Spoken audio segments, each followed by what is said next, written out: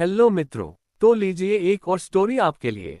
ये कहानी है जरा हटकर, जहां प्यार मोहब्बत रोमांस तो होगा ही, साथ ही एक्शन ड्रामा और सस्पेंस भी। तो सुनते रहिए और चैनल को सब्सक्राइब जरूर कीजिए। अब आगे, मारक और विद्युत मेहुल और बेला को लेकर जंगल में आ गए। जाने दो हम लोगों को, मैं कह रही हूं न अनंत तुमको छोड़ेगा नहीं। बेला गुस्से से बोली, हम भी नहीं चाहते कि वह हमें छोड़े। वह यहाँ आए और उसी के साथ उसका किस्सा हमेशा के लिए खत्म हो जाएगा। महाराज समर उसे जिंदा नहीं छोड़ेंगे। मारक बोला, अब यह महाराज बीच में कहां से आ गए? जाने दो हम दोनों को। तुम लोगों को बात समझ नहीं आती क्या? मेहुल गुस्से से बोला, तुम चुप करो, तुम्हें कुछ भी नहीं पता है, बस आ गए मुंह उठाकर यहाँ पर। इसका नतीजा ये होगा कि तुम भी अपनी जान से जाओगे। विद्युत बोला, इतनी ताकत है तो हम दोनों को यूं पकड़कर यहाँ जंगल में नहीं लाते, वही लड़ते। हिम्मत नहीं है तुम दोनों की और बातें करते हो बड़ी बड़ी। इस बात से अनजान कि ये दोनों वेयरवुल्फ हैं, मेहुल ने कहा। तुम्हारी तो मैं, विद्युत बोला और मेहुल की गर्दन पकड़ ली। प्लीज छोड़ दो उसे, वो एक सामान्य इंसान है, उससे तुम्हारी कोई दुश्मनी नहीं है। जाने दो उसे, तुम्हें जो करना है मेरे साथ कर लो। देव को बुला लो, जो करना है वह कर लो, पर उसे छोड़ दो। उनकी कोई गलती नहीं है, अपनी लड़ाई में इंसानों को शामिल मत करो। बेला बोली तो मारक ने बेला की तरफ देखा और उसकी गर्दन पकड़ ली। सही कहा, तुम्हें ही खत्म कर देते हैं तो देवराज खुद ब खुद खत्म हो जाएगा और इससे वाकई में हमारा कोई लेना देना नहीं है। मारक बेला की गर्दन पर दबाव बनाते हुए बोला। मेहुल देखा तो उसने एक झटके से विद्युत को धक्का मार दिया और बेला को छुड़ाने के लिए आया। विद्युत ने दोबारा से उसका गला पकड़ लिया। एक सामान्य इंसान होकर इतनी हिम्मत की भेड़िए से लड़ रहे हो? मारक बोला तो मेहुल ने आंखें बड़ी करके देखा। हाँ सही कह रहा हूँ, हम भेड़िए हैं और जिस अनंत और बेला के लिए तुमने हमसे दुश्मनी ली वो तुम्हारा अनंत वह भी मानव भेड़िया है। श्वेत भेड़िया साम्राज्य का युवराज है। देवराज और खुद भी एक श्वेत भेड़िया है, समझे तुम? मारक बोला, नहीं हो सकता है। ऐसा कैसे हो सकता है? मेहुल बोला, ये सच कह रहा है सर, इसीलिए मैं आपसे कह रही थी कि आप जाए यहाँ से। आप इनका मुकाबला नहीं कर पाएंगे। बेला बोली, मैं मुकाबला कर पाऊं या ना कर पाऊं, पर अपने दोस्त की अमानत को यूं दुश्मनों के हाथों छोड़कर नहीं जा सकता। अनंत ने मुझे शायद इसीलिए जिंदगी दी थी कि मैं उसकी जिंदगी बचाने में काम आ सकूं। मेहुल बोला और बेला के सामने खड़ा हो गया। खबरदार जो इसे हाथ भी लगाया तो। मेहुल बोला, ठीक है, जैसी तेरी मर्जी। विद्युत के चेहरे पर एक खतरनाक मुस्कुराहट आई और उसी के साथ वह एक काले भेड़िए में बदल गया और अगले ही पर उसने एक झटके से मेहुल के शरीर को में चीर दिया। बेला की चीख निकल गई और वो एकदम से बेहोश हो गई। इससे पहले कि वो लोग बेला की तरफ बढ़कर उसे खत्म करते बढ़े, रीमा, बरखा और वरुण वहां आ गए और तीनों ने बेला को कवर कर लिया। अच्छा तो अंगरक्षक आ गए, पर आज यह नहीं बचेगी, विद्युत और मारक बोले और उसी के साथ उन तीनों के साथ उन दोनों की लड़ाई शुरू हो गई। पर वरुण, बरखा और रीमा के आगे मारक और विद्युत आज फिर से नहीं टिक पाए तो वह भाग खड़े हुए। रीमा ने बेला को उठाया और वह वहां से तुरंत निकल गई। तभी वहां देवराज भी आ पहुंचा। मेहुल के मृत शरीर को देख देवराज की आंखें भर आई। क्षमा कीजिए युवराज, हमें आने में थोड़ी सी देर हो गई और तब तक उन दोनों ने आपके मित्र की जान ले ली। वरुण बोला। देव ने कुछ नहीं कहा और मेहुल के मृत शरीर के पास बैठ गया और आंखें बंद कर ली। उसके बाद उसने मेहुल के शरीर के ऊपर हाथ रखा और मंत्र पढ़ा। कुछ ही पलों में मेहुल का मृत शरीर जल उठा और उसने से निकलने वाली लपटें देवराज के शरीर के अंदर समाहित हो गई। मैंने इसका अंतिम संस्कार कर दिया है। दोस्ती के लिए जान देकर इसने दोस्ती अमर कर दी। देव बोला, फिर उठ खड़ा हुआ। बस अब अंतिम समय आ गया है। युद्ध का ऐलान कर दो और समर के पास सूचना भेज दो। एक समय उसने हमें द्वंद्व युद्ध के लिए बुलाया था, आज हमारी तरफ से द्वंद्व का आह्वान भेज दो। हम नहीं चाहते कि मेहुल की तरह और भी मासूम लोगों की जान जाए। फैसला हम दोनों के बीच ही होगा, जिस तरीके से पिछली बार हुआ था, और इस बार हम कोई छल कपट होने नहीं देंगे। देवराज बोला और तुरंत वहां से निकल गया। वरुण और बरखा ने एक दूसरे को देखा और वह दूसरी दिशा की तरफ चल दिए। रीमा ने बेला को लाकर उसके घर बिस्तर पर लिटा दिया। उस समय घर पर कोई नहीं था, इसलिए किसी को भी बेला के आने का पता नहीं चला। पर इस हादसे से बेला बेहद डर गई थी और इस कारण उसे तेज बुखार आ गया था। शाम को रमाकांत, माधवी और मानव घर आए तो रीमा को बेला के पास बैठे देखा। क्या हुआ बेला को? मानव ने कहा, कुछ नहीं, ऑफिस से आई है तब से बुखार है।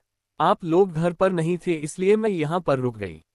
रीमा बोली। थैंक यू रीमा, तुमने ध्यान रखा बेला का। मानव डॉक्टर को फोन कर जल्दी से जल्दी से। माधवी ने कहा तो मानव ने डॉक्टर को कॉल लगा दिया। थोड़ी देर में डॉक्टर आ गए, तब तक रीमा ने मानव को जंगल में जो हुआ वो सब बता दिया।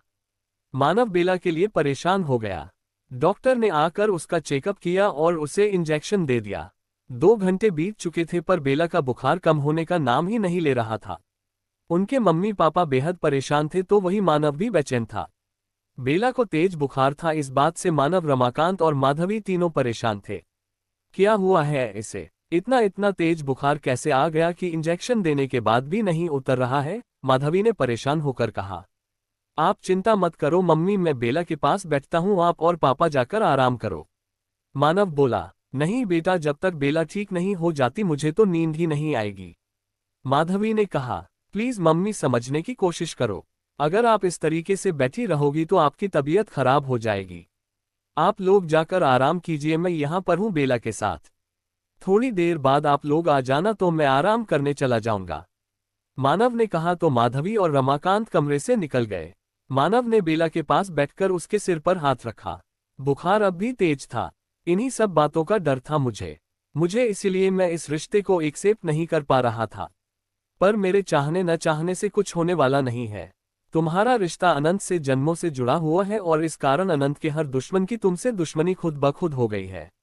ना जाने आगे समय क्या दिखाएगा, पर तुमको इस तरीके से तकलीफ में नहीं देख पाता हूं, मैं जानती हो तुम। मानव खुद से ही बोला। देव देव। तभी बेला के मुंह से हल्की हल्की सी आवाजें निकलने लगी। मानव के चेहरे पर एक दर्द उभर आया। जानता हूं मैं कि तुम देव को बेहद चाहती हो और वह भी तुम्हें चाहता है, इसीलिए इतना बड़ा अंतर होने के बाद भी मैंने इस रिश्ते को स्वीकार कर लिया। अब बस ईश्वर से यही प्रार्थना है कि इस बार तुम दोनों के साथ कुछ भी बुरा या गलत ना हो। तुम दोनों सही सलामत रहो और अपनी मंजिल पाओ। मानव ने बेला के सिर पर हाथ रखकर कहा और जैसे ही सिर उठाया सामने अनंत खड़ा था। मानव की आंखें हैरानी बड़ी हो गई। अनंत ने मानव की तरफ देखा। जब भी बेला मुझे दिल से बुलाती है उसकी आवाज मुझ तक पहुंच जाती है, और इस समय ये हमें बहुत याद कर रही है। अनंत ने कहा। हाँ, इससे तेज बुखार आ गया है, बाकी तो तुमको सारी बातें पता चल चुकी होंगी। मानव बोला तो अनंत ने उसकी तरफ देखा। अनंत, मुझे कुछ नहीं चाहिए। मुझे किसी बात से कोई आपत्ति नहीं है, बस मेरी बहन को सुरक्षित देखना चाहता हूँ। इसे अगर कुछ हो गया तो तुम समझ भी नहीं सकते कि कितना बड़ा अनर्थ हो जाएगा। इस घर के 3 लोगों की जान इसके अंदर बसती है। अगर इससे जरा सी भी तकलीफ होती है तो हम तीनों बेचैन हो उठते हैं और हमें ऐसा लगता है कि हमारी जान हलक में अटक गई है। मानव ने कहा। अनंत ने उसके कंधे पर हाथ रखा। हम समझ सकते हैं आपकी फिक्र भैया। आप भी समझने की कोशिश कीजिए, हम कभी नहीं चाहते कि बेला को कोई भी तकलीफ हो, यही कारण है कि हम इतने सालों तक कभी बेला के समक्ष उपस्थित नहीं हुए। अपनी पहचान को गुप्त रखा, सिर्फ मिलने आते थे इसीलिए ताकि हमारे दुश्मनों को इनके बारे में कोई भी जानकारी ना मिल सके, और अब ये बात है भी मुश्किल है। अब बेला और आप हमारा सच जानते हैं और समर हम दोनों का सच। अनंत बोला तो मानव ने गहरी सांस ली। अब तो लड़ाई आर पार की होनी है और खतरा सिर्फ बेला की जिंदगी पर नहीं भैया, आप सबकी जिंदगी पर भी है, क्योंकि समर की नजर होगी आप सब पर और वह हमें कमजोर करने के लिए क्या आगे क्या कदम उठाएगा ये हम खुद भी नहीं जानते। अनंत बोला। जो होगा देख लेंगे, अब पीछे नहीं हट सकते। ठीक है, तुम आ गए हो तो अब इसका ध्यान रखो, मैं आता हूं। उद्धरण चिन्ह विस्मयादिबोधक चिन्ह। मानव बोला और एक नजर बेला को देखकर कमरे से बाहर निकल गया। उसके जाते ही अनंत ने दरवाजा बंद किया और बेला के पास आकर उसे अपनी बाहों में समेट लिया। उसके माथे पर हाथ रख आंखें बंद की और कुछ ही पलों में बेला का बुखार उतर गया और उसने आंखें खोल दी। सामने अनंत को देख उसकी आंखों में आंसू भर आए और वो एकदम से उसके सीने से लिपट गई। अनंत ने भी उसे अपनी बाहों के घेरे में महफूज कर लिया। उन दोनों ने उसे मार दिया उसे मेरी आंखों के सामने। अनंत, बहुत बुरे हैं वो लोग, बहुत बुरे हैं अनंत। उन्होंने उसको क्यों मारा? मेहुल की तो कोई गलती नहीं थी, वह तो सिर्फ मुझे बचाना चाहता था तो उसे मार दिया, बेला ने रोते हुए कहा। अनंत ने प्यार से उसके बालों को सहलाया और उसके माथे पर अपने अधर रख दिए। अगर आप इस तरीके से परेशान होंगी तो कैसे चलेगा बेला? अभी तो जंग शुरू हुई है, अभी तो बहुत कुछ होना बाकी है, और क्या पता इस बार भी विजय समर की हो और हमारी मृत्यु हो जाए। अनंत अभी कह रहा था कि बेला एकदम से उससे दूर हो गई और गुस्से से उसे देखा। इसमें हमने नाराज होने वाली कोई बात नहीं, हमने सिर्फ आपको एक सच एक संभावना बताई है ताकि अगर इस बार कुछ गलत होता है तो पिछली बार की तरह आप अपना जीवन खत्म नहीं करेगी, समझिए आप। अनंत ने कहा, तुम न मुझसे ये बेमतलब की बातें मत किया करो। तुम जानते हो ना कि तुम हो तो मैं हूं और तुम नहीं तो मैं भी नहीं। इसलिए तुम्हें जीतना ही है, सिर्फ जीतना है और उस समर को जिंदा नहीं छोड़ना है। मुझे तो इतना गुस्सा आ रहा है कि मैं अभी जाकर उसे खत्म कर दूं। बेला ने कह। अनंत ने उसे वापस अपनी बाहों के घेरे में ले लिया। अपने गुस्से को काबू कीजिए महारानी बेला। गुस्से से नहीं, आपको धैर्य से काम लेना है और मत भूलिए कि आप मानव भेड़िया नहीं है, एक सामान्य इंसान है जो समर का मुकाबला नहीं कर सकती। अनंत ने कहा तो बेला का मुंह बन गया। ठीक है, मैं उसे नहीं मार सकती पर तुम तो उसे मार सकते हो। तुम ही कहते हो ना कि इन सालों में तुमने बहुत तप किया है और अब तुम बहुत पावरफुल हो गए हो, तो प्लीज अनंत इस बार उसे मार दो। इस बार मैं तुमसे अलग नहीं होना चाहती और उसे उसके किए की सजा भी तो मिलनी चाहिए। उसने बहुत गलत किया है अनंत, अब उसके कर्मों का दंड मिलने का समय आ गया है। बेला बोली। अनंत खामोश रहा। उसने पिछले जन्म में तुमको मारा, उसके कारण मैंने अपनी जान दी। उसने हमारे पिताजी महाराज की हत्या की और इसके अलावा उसने आज मेहुल सर को भी मार दिया। उनकी तो कोई गलती भी नहीं थी अनंत, सिर्फ इसलिए कि वह तुम्हारे दोस्त थे। उन्होंने मेरी मदद करने की कोशिश की और उन लोगों ने उन्हें भी मार दिया। इस बार हम उसे नहीं छोड़ सकते अनंत, किसी भी कीमत पर नहीं छोड़ सकते। बेला ने परेशान होकर कहा। पहले आप शांत हो जाए, इस तरीके से परेशान होंगी तो फिर से आपकी तबीयत बिगड़ जाएगी। इतना डर के और घबरा के जिंदगी नहीं चलती है बेला। आप इतना डर गई थी कि आप बीमार हो गई। आप बेहोश थी, आपको कुछ पता भी है। आपको खुद को मजबूत रखना होगा बेला। खुद को मजबूत रखिए बेला, क्योंकि आप मजबूत है तो हम भी मजबूत है। आपको कमजोर देखकर हम भी कमजोर हो जाते हैं, आप जानती हो ये बात। अनंत बोला। माफ कर दो ना इस बार मैं कमजोर पड़ गई, पर अगली बार आपकी महारानी बेला बिल्कुल भी कमजोर नहीं पड़ेगी और भले जान से न मार पाऊं पर भेड़िए को पर मुक्का तो मार ही सकती हूं न, और फिर तुम आ जाना मुझे बचाने। बेला बोली तो अनंत खिलखिला उठा। तुम मुझ पर हंस रहे हो। तुमने अभी मुझे जाना नहीं, लगता है पहला मुक्का इस प्यारे भेड़िए को ही मारना होगा। बेला बोली। नहीं बाबा, हमारी इतनी हिम्मत कहाँ कि हम आप पर हंसे। हम तो उस बात को सोचकर हंस रहे हैं कि आपके मुक्के से बेचारे भेड़िया का क्या होगा। वैसे एक बात बताए, आपके मुक्के से चींटी भी नहीं मरेगी और आप भेड़िए को मारने की बात करती हो। अनंत ने कहा। हाँ तो क्या हुआ, अरे जान से नहीं मरेगा पर मैं अपना मारने का शौक तो पूरा कर लूंगी ना। बेला ने कहा तो अनंत मुस्कुरा उठा और उसे वापस से बाहों में भर लिया। आप बस ऐसे ही हंसती मुस्कुराती रहा करें तो हमें अच्छा लगता है। आपको यूं बीमार देखकर बहुत तकलीफ होती है बेला, इसलिए अपना ध्यान रखिए। अनंत ने कहा। ठीक है, अब मैं ध्यान रखूंगी, वादा करती हूँ। बेला बोली। तो फिर हमें आज्ञा दीजिए, हमें बहुत काम है अभी। उद्धरण चिन्ह। अगर मैं ना कहूँ तो। बेला ने कहा। अगर आप ना कहेंगी तो हम नहीं जाएंगे, यह बात पक्की है। पर हम जानते हैं कि आप हमें नहीं रोकेंगी, क्योंकि आप भी चाहती हैं ना कि समर का अंत हो और इसके लिए हमें यहाँ से जाना होगा। बस इतना ही कहना चाहते हैं हम आपसे कि अब आपको ज्यादा ध्यान रखना होगा। अनंत बोला तो बेला ने उसकी आंखों में देखा। रीमा हमेशा आपके आसपास है, इसके अलावा मानव भी हमारा सच जानते हैं तो वह भी आपका ध्यान रखेंगे। लेकिन आपको घर से बाहर नहीं निकलना है जब तक कि सब चीजें सही नहीं हो जाती। इस घर को हम मंत्र सिद्ध कर दे रहे हैं। जब तक आप लोग इस घर के अंदर हो आपको समर कोई भी नुकसान नहीं पहुंचा पाएगा। अनंत बोला और उसने आंख बंद करके कुछ मंत्र पढ़ा। अब हम जाते हैं, आप ध्यान रखिएगा। आप मानव और आपके माता पिता कोई भी इस घर से बाहर नहीं निकलेगा जब तक कि हम ना कहें। समझ रही हैं आप? अनंत बोला। ठीक है, मैं नहीं जाऊंगी बाहर, वादा करती हैं। बेला बोली। और अब हर हाल में हमसे किया वादा निभाओगी? अनंत ने कहा। कहा ना, नहीं निकलूंगी तो नहीं निकलूंगी। अब विश्वास रखो और अभी जाओ तुम। बेला बोली तो अनंत ने उसके गालों को पकड़कर खींचा। आप इस जन्म में बहुत शैतान है, अनंत बोला और फिर तुरंत वहां से गायब हो गया। हद है, ये हर समय बस अपनी तानाशाही चलाता रहता है। ऐसा नहीं करोगी, वैसा नहीं करोगी। ठीक है, नहीं निकलूंगी घर से, पर अगर समर ने कुछ गलत कर दिया तो? बेला बोली और अगले ही पल उसके चेहरे पर चिंता आ गई। नहीं नहीं, इस बार कुछ गलत नहीं होगा। इस बार कुछ भी नहीं कर पाएगा समर। अनंत इस बार बहुत ताकतवर है और वह समर को खत्म कर देगा। काश कि मेरी और अनंत की शादी हो गई होती और हमारा बच्चा आ गया होता तो मैं भी अनंत के बराबर शक्तिशाली होती। पर पिछले जन्म में भी ऐसा नहीं हो पाया और इस जन्म में तो हमारी शादी नहीं हुई है, तो बच्चा कहाँ से आएगा? अभी तक तो अनंत ने इस तरीके से मुझे छुआ भी नहीं है। बेला खुद से ही बोली थी, तभी अनंत फिर से उसके सामने आ गया। अगर आपकी ऐसी इच्छा है तो हम आपको वैसे छू सकते हैं। अनंत बोला तो बेला ने आंखें बड़ी करके उसे घूरा। नहीं, बिल्कुल भी नहीं समझे तुम। और पिछले जन्म में सिर्फ सिंदूर लगाकर शादी कर ली थी तुमने, पर इस बार ऐसा बिल्कुल भी नहीं होगा। शादी पूरे रस्मों रिवाज के साथ होगी। बेला बोली तो अनंत ने आंखें बड़ी करके उसे देखा। हाँ, मानती हो कि तुम भेड़िए हो, पर मैं एक लड़की हूं और मेरे बहुत सपने और अरमान है। और सारे सपने और अरमान पूरा करने की जिम्मेदारी तुम्हारी है, समझे तुम? बेला ने कहा तो अनंत मुस्कुरा उठा। उसे एक डीप किस किया और तुरंत ही वहां से गायब हो गया। मैंने भी क्या खतरनाक इंसान से प्यार किया है। अब तो इसके पीठ पीछे भी बुराई नहीं कर सकती, इसको तो सब कुछ सुनाई दे जाता है। बेला खुद से ही बोली। मैं भी क्या बोल रही हूँ, इंसान नहीं खतरनाक वेयरवुल्फ से प्यार किया है बेला तुमने, और इसकी सजा तो भुगतनी पड़ेगी। अब तो सोच समझकर बोलना पड़ेगा, क्या पता कभी आसपास और सब सुन ले और तुम्हारे लेने के देने पड़ जाए। बेला खुद से ही बोली और खिलखिला उठी, तभी दरवाजे पर दस्तक हुई। बेला ने दरवाजा खोला तो मानव अंदर आया। ठीक है, तू डोल, मानव ने बेला के गाल से हाथ लगाकर कहा।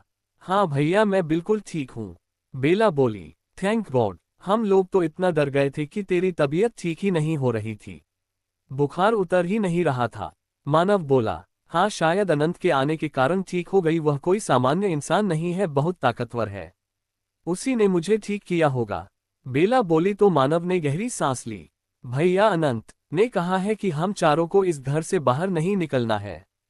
घर को अनंत मंत्र से प्रोटेक्शन दे दिया है, इसलिए यहाँ पर समर और उसके साथी घर के अंदर नहीं आ सकते, पर हम लोग अगर बाहर गए तो हमारे लिए खतरा हो सकता है, बेला बोली। ठीक है, हम लोग बाहर नहीं निकलेंगे पर अनंत, मानव बोला। अनंत की मुझे भी फिक्र है भैया, पर मैं जानती हूँ इस बार कुछ गलत नहीं होगा। भगवान हर बार गलत का साथ नहीं दे सकते हैं, इस बार उन्हें सही का साथ देना होगा, और इस बार जीत अनंत की होगी और उस समर की मौत होगी, बेला ने गुस्से के साथ कहा। चल, तुझे कुछ खाना है, तेरे लिए कुछ बना कर लाऊं, मानव बोला। हाँ भैया, बहुत भूख लग रही है, आप प्लीज नूडल्स बनाओ ना, आपके हाथ के स्पेशल वाले नूडल्स खाने हैं मुझे, बेला ने मासूमियत से कहा तो मानव ने उसके बालों पर हाथ फिराया। ठीक है, बैठ यहाँ पर, मैं अभी 10 मिनट में लेकर आता हूँ, मानव बोला और तुरंत बाहर निकल गया। बेला सोफे पर बैठ गई और आंखें बंद कर ली। आंखों के आगे मारक और विद्युत का चेहरा आ गया और वो पल घूम गए जब उन्होंने मेहुल को मारा था। बेला का पूरा शरीर कांप गया और सांसें तेज हो गई। हाथ पैर मानो अकड़ने लगे। बेला में जल्दी से अपना सिर झटका और बाथरूम में जाकर मुंह धोया। यह मुझे क्या हुआ था अभी? इतना गुस्सा मेरे लिए ठीक नहीं है कि मेरी तबीयत फिर से खराब हो जाए। मेरी तबीयत खराब होने पर अनंत परेशान हो जाता है, इसलिए मुझे शांत रहना है। अब नहीं सोचूंगी मैं कुछ, बेला बोली। पर उन्होंने गलत किया हूं, मेहुल सर को नहीं मारना चाहिए था। वो तो मदद कर रहे थे ये जानते हुए कि उनकी जान को खतरा होगा। मुझे पसंद करते थे वो, पर जब उन्हें पता चला कि मेरा और अनंत का रिश्ता है, उन्होंने अपने कदम पीछे ले लिया। अनंत के दोस्त थे और उन्होंने दोस्ती निभाते हुए अपनी जान दे दी, बेला बोली और उसका गुस्सा फिर बढ़ने लगा। मेरा दिल ऐसा कर रहा है कि मैं मारक और विद्युत को अपने अपने हाथों से चीर डालूं। जिस तरीके से उन्होंने मेहुल सर के साथ किया, ठीक वैसा ही मैं उनके साथ करूं, बेला खुद से ही बोली और आईने में अपना चेहरा देखा। एक पल को उसे कुछ अजीब सा लगा, फिर अगले ही पर उसने अपनी आंखों में छींटे मारे और बाहर आ गई। थोड़ी देर में मानव उसके लिए नूडल्स बनाकर ले आया तो बेला खाने पर टूट पड़ी। वो जल्दी जल्दी खा रही थी। बेला, आराम से खा, सारा तेरे लिए ही है, कहीं भागा नहीं जा रहा है ला, मानव बोला। आप भी ना भैया, एक तो नूडल्स मेरी वीकनेस है, उस पर मुझे जम के भूख लगी है, और फिर आपके हाथ के नूडल्स के आगे तो मैं 56 भोग छोड़ दूं। प्लीज मुझे खाने दो ना, बेला ने कहा और जल्दी जल्दी खाने लगी। उसे ऐसे देख मानव मुस्कुरा उठा, तभी माधवी और रमाकांत भी कमरे में आ गए। बेला को खाते देख और मानव को उसे देख मुस्कुराते देख उनके चेहरे पर भी संतोष आ गया। उन्होंने अंदर आकर बेला सिर पर हाथ रखा। ठीक है अब तबीयत बेटा, माधवी बोली। जी मॉम, बिल्कुल ठीक हूं मैं, आइए बैठिए, लेकिन मैं अपने नूडल्स किसी को नहीं दूंगी, मुझे बहुत तेज भूख लगी है, बेला बोली। तो हमने कब मांगा, तुम आराम से खाओ, हमें पता है कि तुम्हें भूख लगती है तो तुम्हारा खुद पर काबू नहीं होता, माधवी बोली। वैसे अचानक से इतना तेज फीवर कैसे आ गया? क्या पानी में भीग गई थी या कुछ और बात थी? रमाकांत बोले तो एक पल को बेला के हाथ खाते खाते रुक गए और आंखों के आगे फिर से वही मंजर आ गया। आंखों में आंसू भर आए और जिसे उसने तुरंत ही रोक लिया। कुछ नहीं डेढ़, बस ऐसे ही तबीयत खराब हो गई थी। और फिर तबीयत क्या किसी को पूछकर खराब होती है या बुखार किसी को बताकर आता है? बेला ने कहा तो तीनों मुस्कुरा उठे।